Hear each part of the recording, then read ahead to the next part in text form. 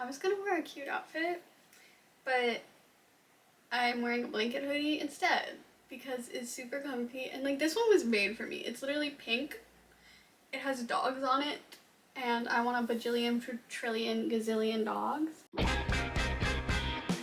And it's also kind of fitting because it's not at all, because I am going to talk about a book with dragons in it, and to me, dragons are like dogs in the fantasy world, because if I lived in the fantasy world, I would still have a billion trillion dogs, but I would also have dragons. And they'd be friends in the way like you see a dog on a farm and they're like hanging out with the horses and cows and stuff. Like it would be like they'd be so chill. Like they'd hang out. The dog would also get to ride on the dragon's back. Somehow we'd get a little dog seat. Okay, this is probably gonna be a long video because I have actually filmed this video before. I had it uploaded back in the day. I had this video up, and then I'm sure I've talked about this before, where I like had a fever and I went to delete one video and I deleted like I think I accidentally selected the whole page. I don't really know what happened. I just know next thing I looked at my YouTube and like 20 videos were gone. And this was one of them, and I re-uploaded a lot of them, but I didn't re-upload this one because I wanted to refilm it because there were lots of parts there were lots of parts. Hey, what? There were parts of the video that I felt like I could have worded things better, or I just didn't say exactly what I wanted to say, so I kind of went through, I redid the script, I decided to refilm this video, and it's very random. I don't have a November reading wrap-up, but I have this instead. Even though it's been a hot minute since Fourth Wing came out and has been talked about, it's still talked about, and there's like new books. But let me just get into the video. I also just want to say I do not agree with Rebecca Yarros on many things. I think I've made my political views pretty clear, how left I am and all that, but I also almost, like, I think in ways she's problematic, in other ways she's just kind of a weirdo. But I almost didn't want to make this video because of that. I didn't want to really bring much more attention to her books and talk about it because of that, but it's already super popular and I've had this video in my back pocket for a while, and I am a reviewer, so just kind of coming up at it from that perspective, but I wanted to say that up top. Okay, first and foremost, the reason why I read this book was because it was so hyped up. I had people in like my personal life telling me to read it, but I saw it all over Instagram, it was all over TikTok, I even saw it all on YouTube, and I was like, okay, I love dragons, I want to see why this book is so popular, and that is why I ultimately ended up picking it up, despite the fact that I have read other popular books and not really liked them. But I just wanted to give it a try because I was like, surely, if everyone's loving this. But especially since I love fantasy romance. I've been wanting to find more fantasy romances that I love because of the fact that I've been disappointed by so many, and unfortunately this one is not excluded from that. So I'm gonna say right off the bat, I just said it's not excluded from me disliking it, but I definitely think it's way overhyped. I think it could be because of the inane amount of hype it did receive on social media. That could be why I felt like it was overhyped.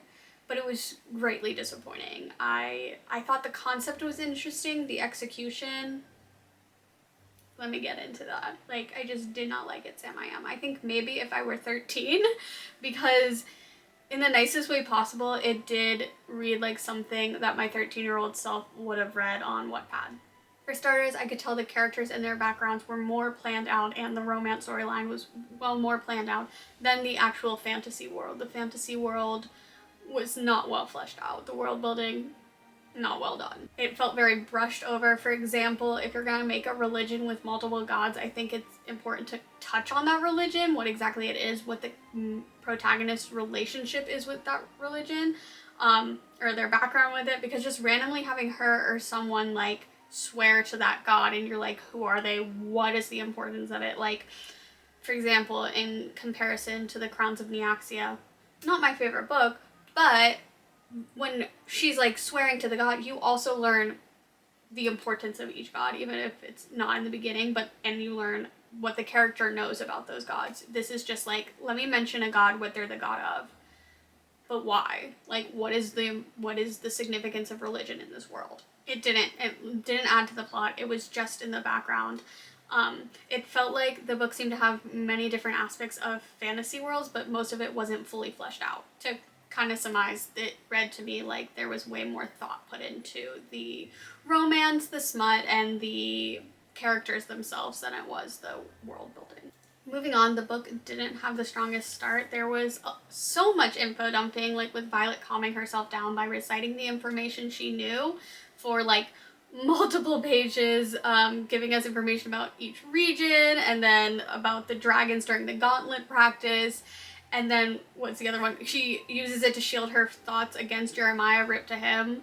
Like, it was the definition for me of a book info dumping. While it's a bit clever to have her do that as it's how she calms herself down, it still is info dumping. And you have to hold back. You cannot overwhelm the reader with info dumping information. And it also felt like being given a whole lot of nothing that wasn't actually telling us anything. It didn't connect me to the story more. It didn't ground me in the world because, like I said, I felt like the world building just wasn't there. And it just continues on throughout the book with sudden bouts of info dumping about the land, the magic, surrounding countries, the army, etc. If I keep looking down at my phone, I don't have the teleprompter I've had to use before because this is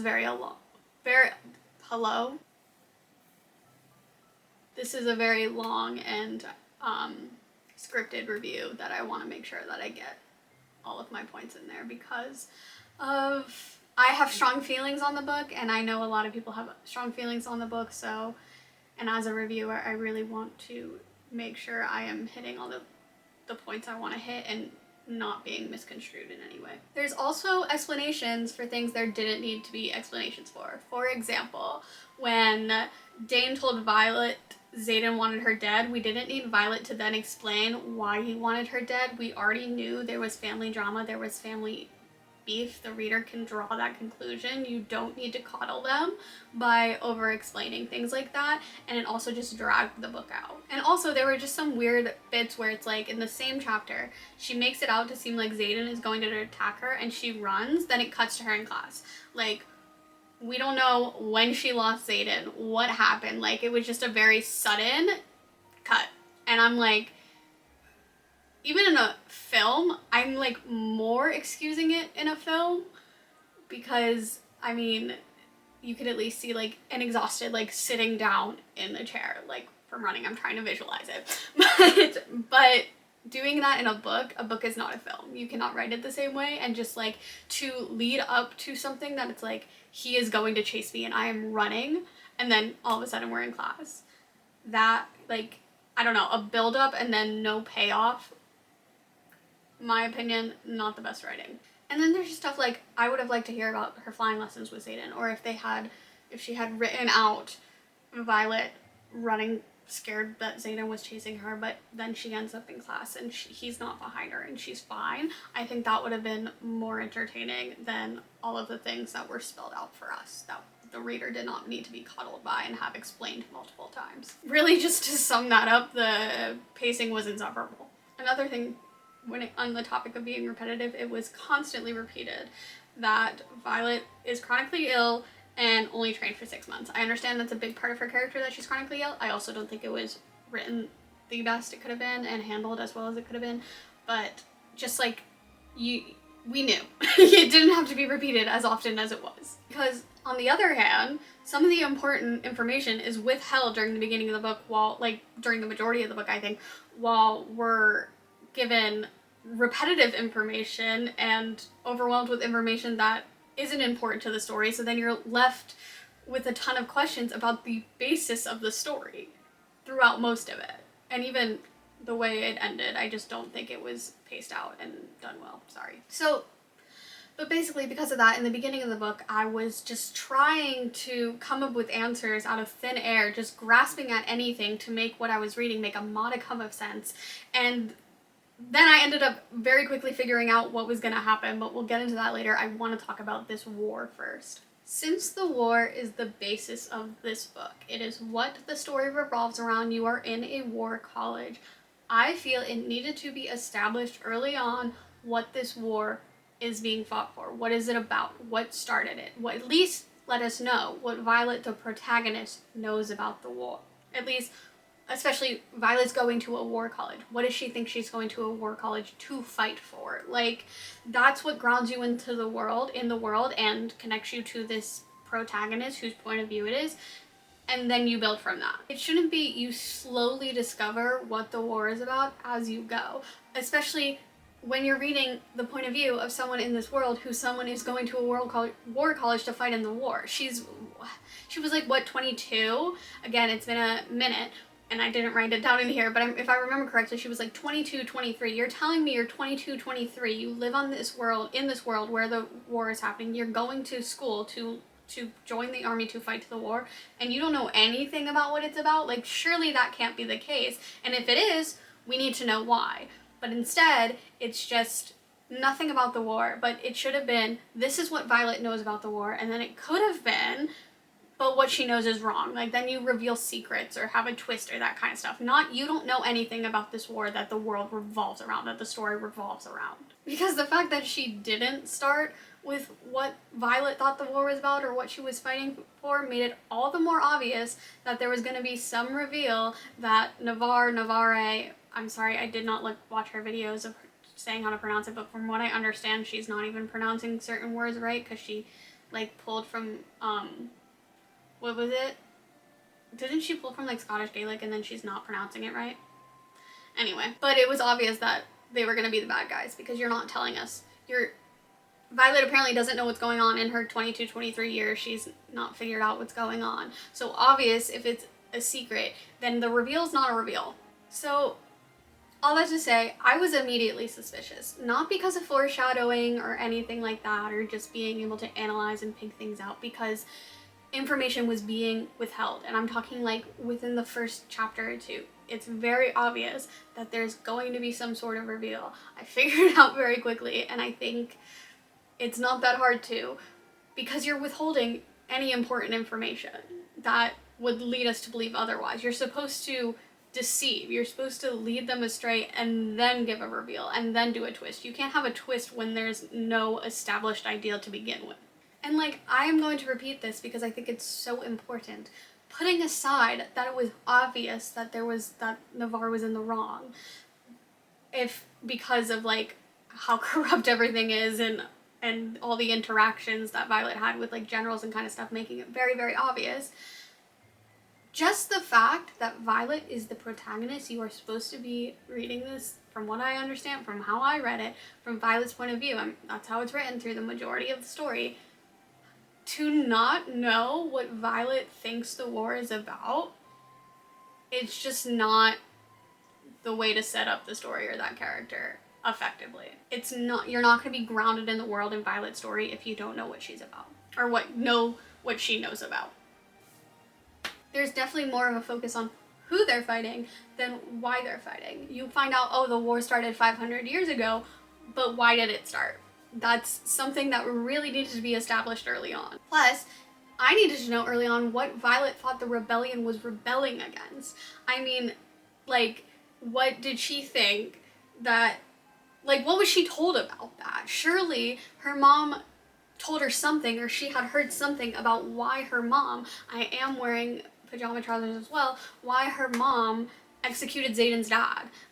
She, like, why are they the bad guys and why is her mom part of the good guys? Surely she was given an idea growing up. Like, she lived in this world, she's very connected to this war college, and you're telling me she has no idea other than it started 500 years ago and we're fighting these people? I can't believe that. Like, especially when there's a rebellion and her mom executed Zayden's dad. She never, in her 22 years, thought, why did my mom do that? And because the protagonist was being deceived, you have to actively deceive the audience.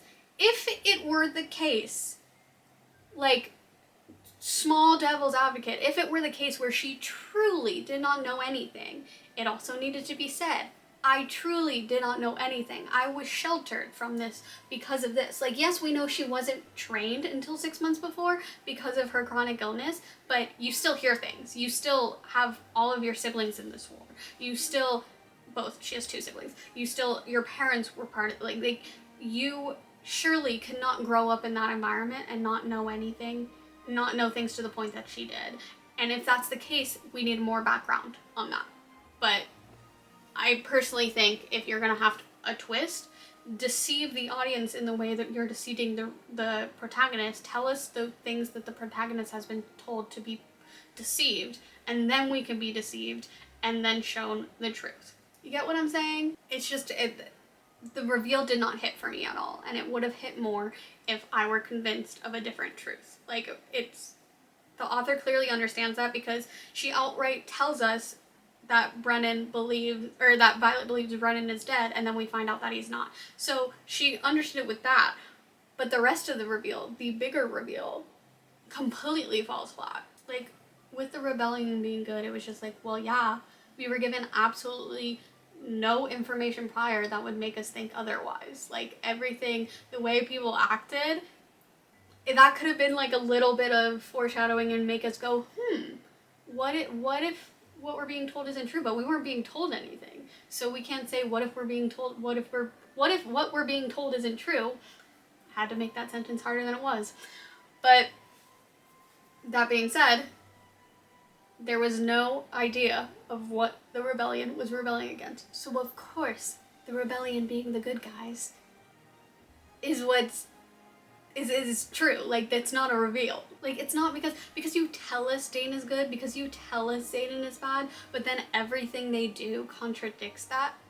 It's not a reveal. I feel like it goes with what I was saying earlier about, like, repeating information and coddling the reader. It's like you feel like the reader, just because you tell them Dane is good and Xaden's bad, but everything else shows otherwise. Everything other part of the story shows otherwise, and Violet's beliefs about the war and rebellion are not given. So, or like who is good, what they're fighting for, what the rebellion is rebelling against, that's not given. So the reader could very quickly pick up on what the truth is, unless you believe that the reader's going to take everything surface level for what it is. And I think that's kind of disrespectful to the intelligence of the reader. By the same token, on the same token, I actually don't know how that saying goes. If you want the reader to take everything for what is said, then say what the war is about. Say what Violet thinks the war is about, what they are fighting for, what the rebellion is rebelling against. Because if not, just saying this character is good and this character is bad doesn't really do anything.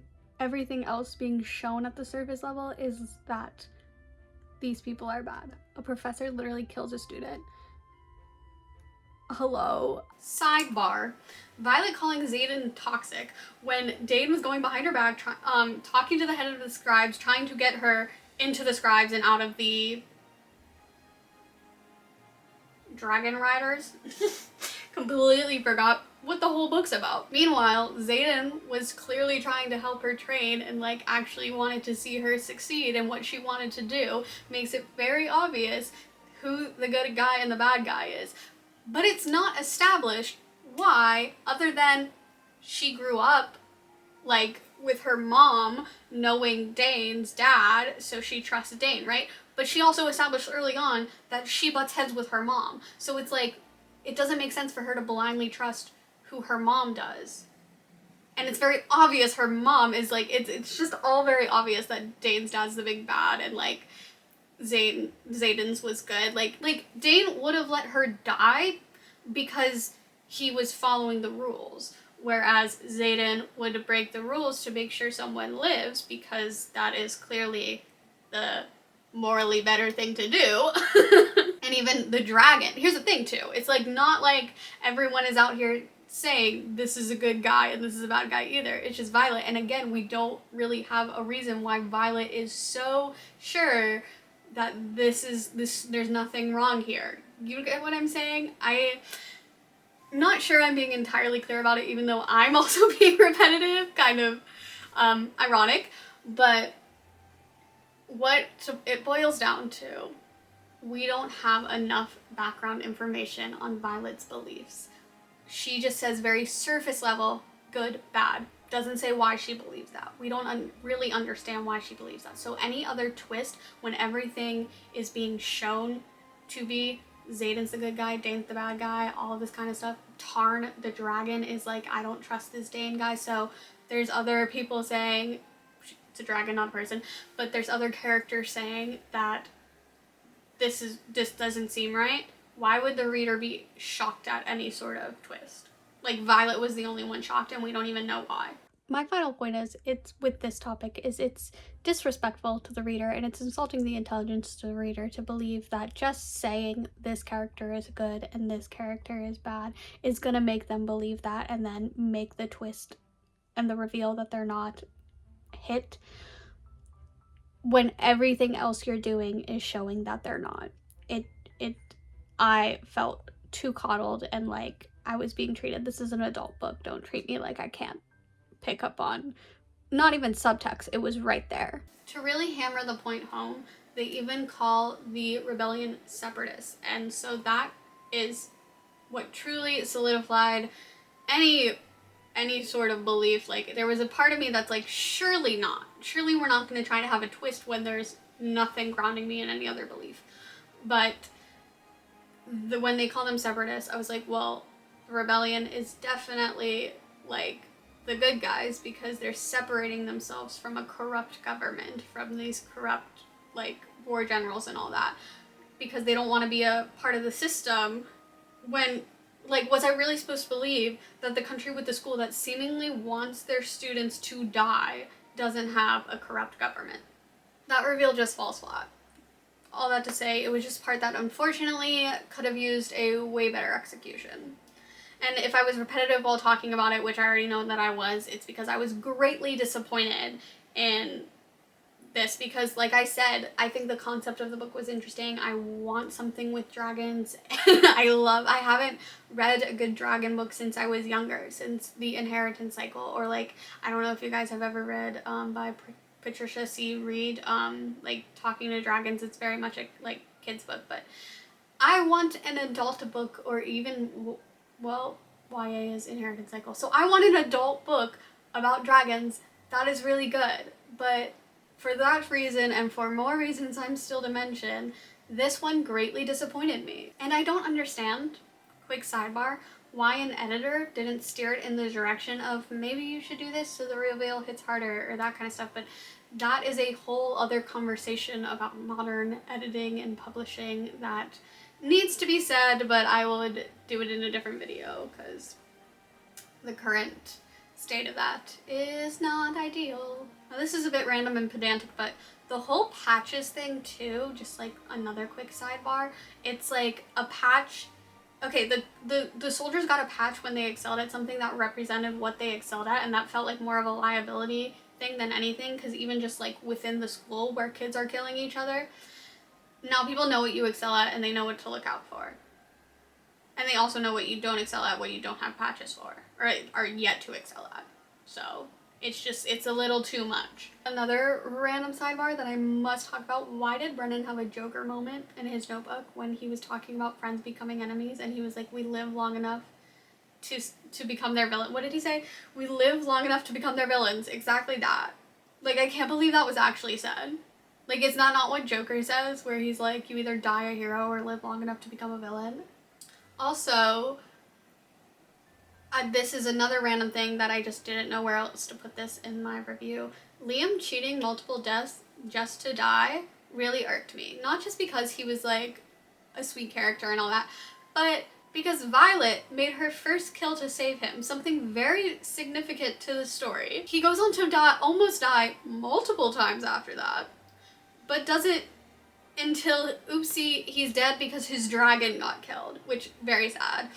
But he, like, the character that cheats death multiple times, just dying, it's like, well, okay. And what was the significance of Violet making her first kill to save him if he just was gonna die anyway?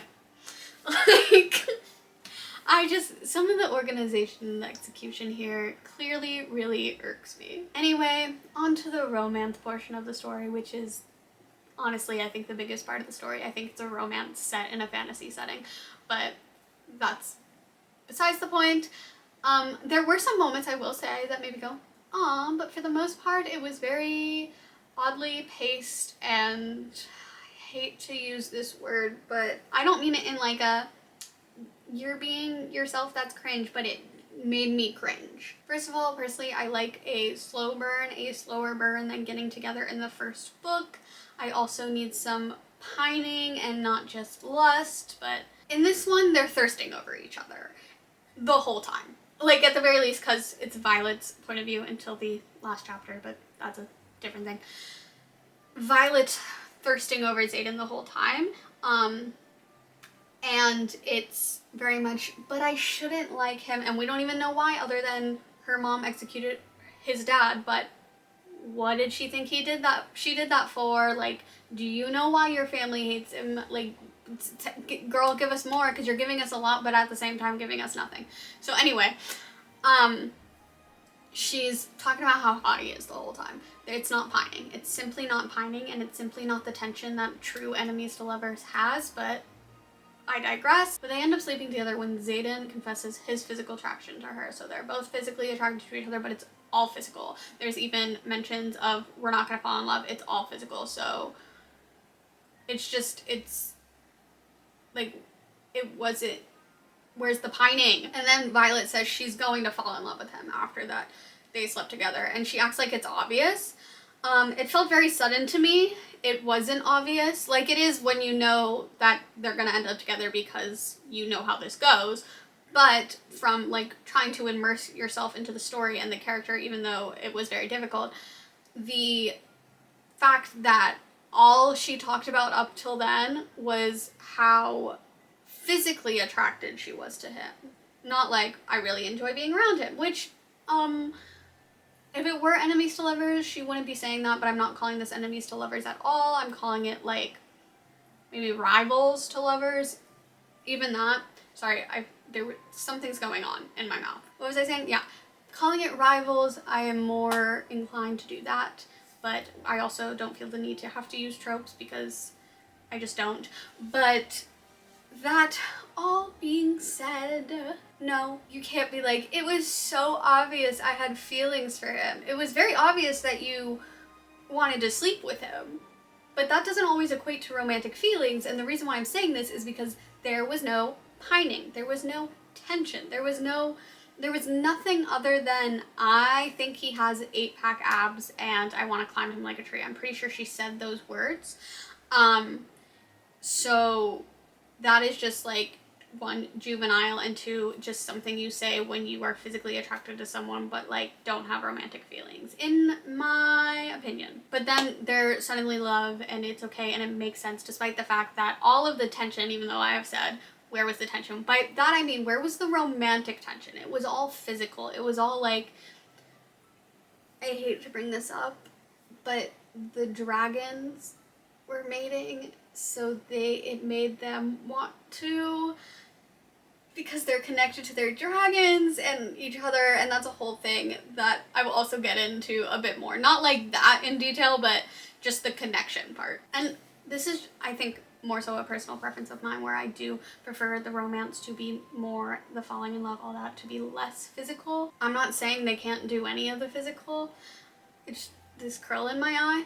I'm just saying that, like, I need more evidence of having them I need more evidence of them having feelings outside of the physical. Like, I just wanted more actual romance, because it went from 0 to 100 real quick with the romance. And this is what I mean about the really weird pacing. It was like, putting aside the physical, because you can have love without that and you can have the physical without the love. They go from Xaden saying, don't fall in love with me, to Violet admitting to herself that she's in love with Xaden, to her admitting feelings to him, to straight up telling him she loves him within 20 pages. Then in the next roughly 20 pages, she goes from being in love to heartbroken and saying she doesn't love him. Like, I got whiplash. Like, I don't think I don't know what these characters stand for, because I don't think these characters know what they stand for. I also, when I said I got whiplash, I wanted to, like, pretend to start playing drums, because I think that's funny.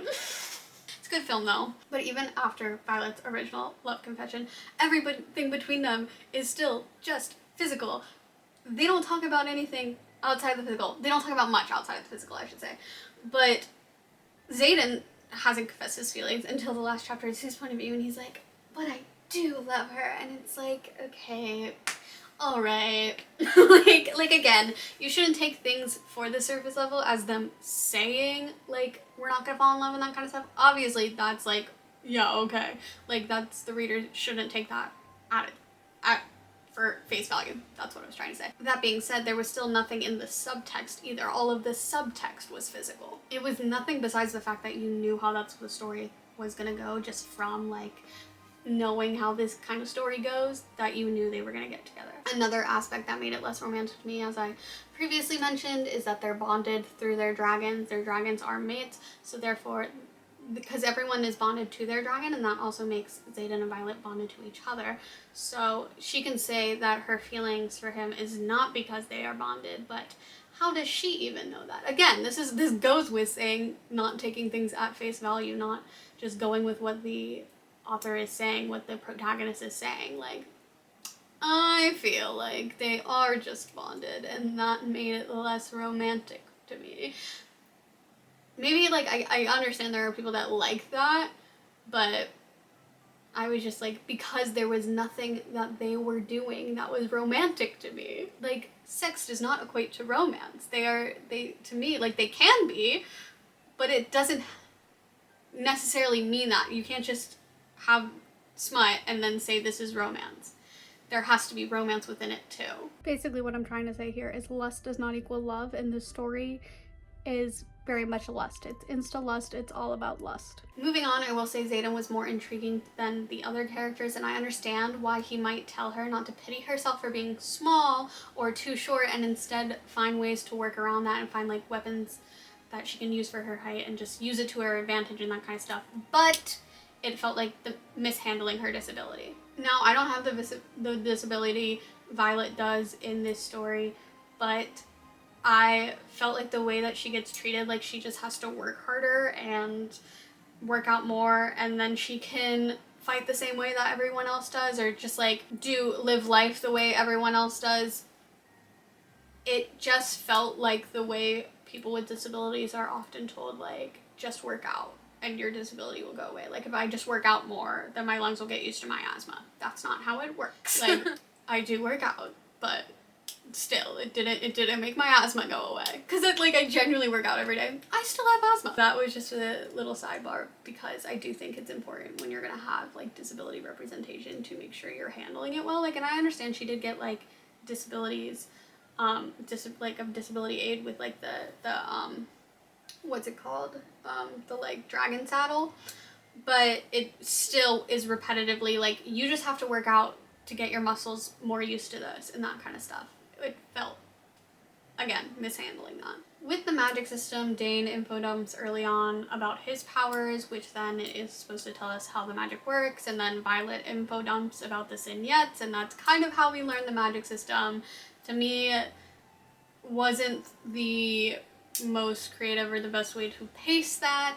I think it would have been more interesting to learn about the magic as Violet was learning how to use her powers, or at least, like, if you wanted to tell us a little bit of what Violet knew prior to that. But I think learning more, being more immersed in Violet's story, as I have said many times, I was not connected to Violet or immersed in her story.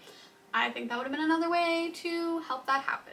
And I know it is typical for an ending to have a twist or a reveal, but I do think it was a pacing issue for to have the last 40 pages have multiple different twists and reveals. Like, we have Dane's dad is corrupt, Dane helped him send a ton of college-age kids to their deaths, Xaden's dad and the rebellion were the good guys. Yes, I am reading this.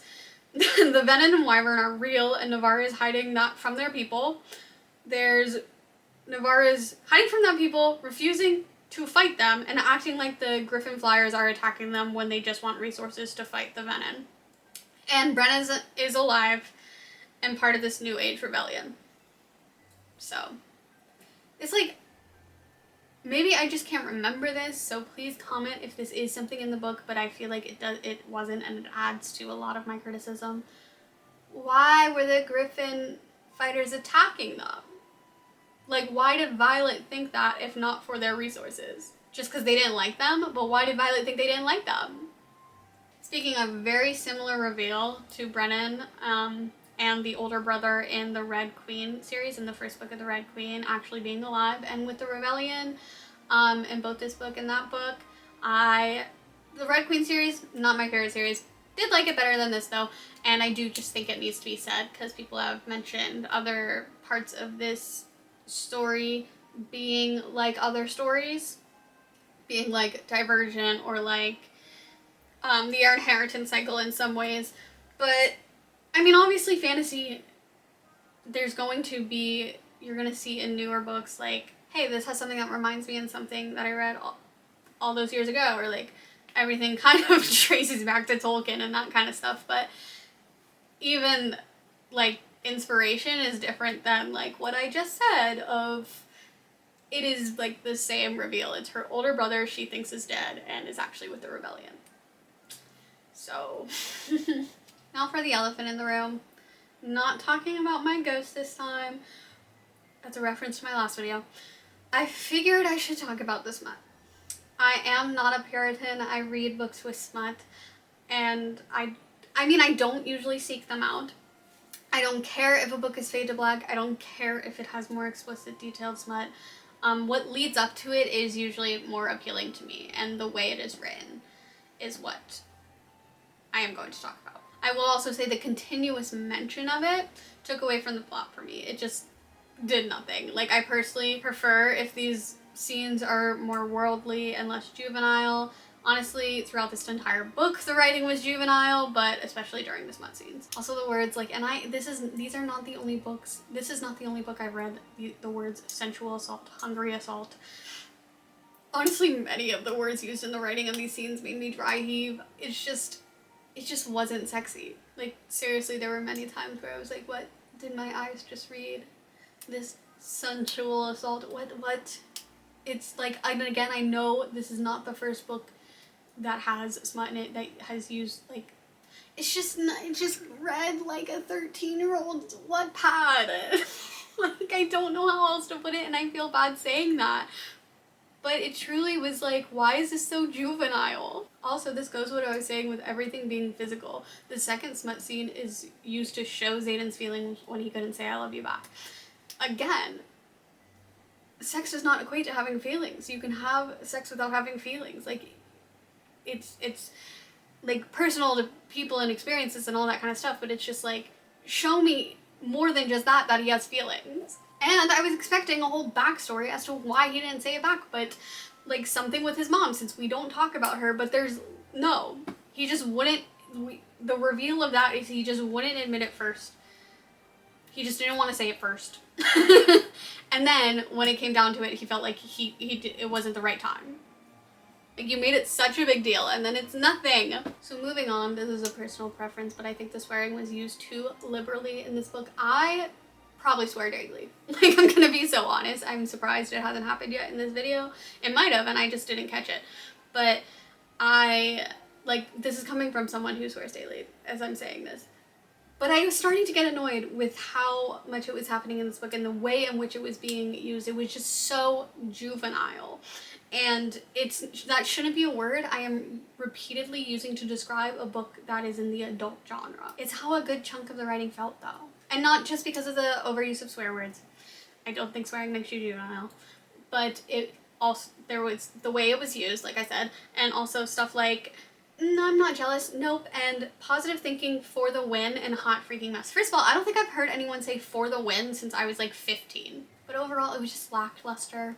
And I'm not surprised given the fact that, given a few things. One of them, though, being that 2 of the books in the series came out in the same year. I think the 3rd one's already out. I don't know if the 4th one's on the way. But it's just like they've been cranked out. And like I've already said about the editing and publishing industry at the moment, there is a lot of, for a lack of better words, to sound like I'm chronically online, slop. I'm not sure. I'm sorry I've been clicking this pen. I just realized I've been doing that. But what I was saying is it's just a lot of flop. I mentioned 4, wondering why the editor didn't steer things in different directions or give advice on certain things, but there was also grammatical errors, which also shows what's the word I'm looking for? There's an evident lack of editing. I was just trying to say there's a lack of editing shown throughout the book. And as I said before, I could have gone into this being a bit more critical than I have been of books before because of, like I said, it is so hyped up online. I expected it to be deserving of that hype, and it was not. It just simply, in my opinion, was not. It was greatly disappointing, and I honestly have started to be even more wary of books that are super hyped up online. And I understand the appeal in the sense that there's dragons and that's it. If you were just looking for a romance, I don't even think the romance was that well written and executed. And like, I don't know, I just think, again, the marketing of it, saying it's enemies to lover, first of all, using tropes for marketing is a whole thing I could talk about, but I would even, if anything, call it star-crossed. Like, 2 houses, both alike in dignity at a war college, where we lay our scene.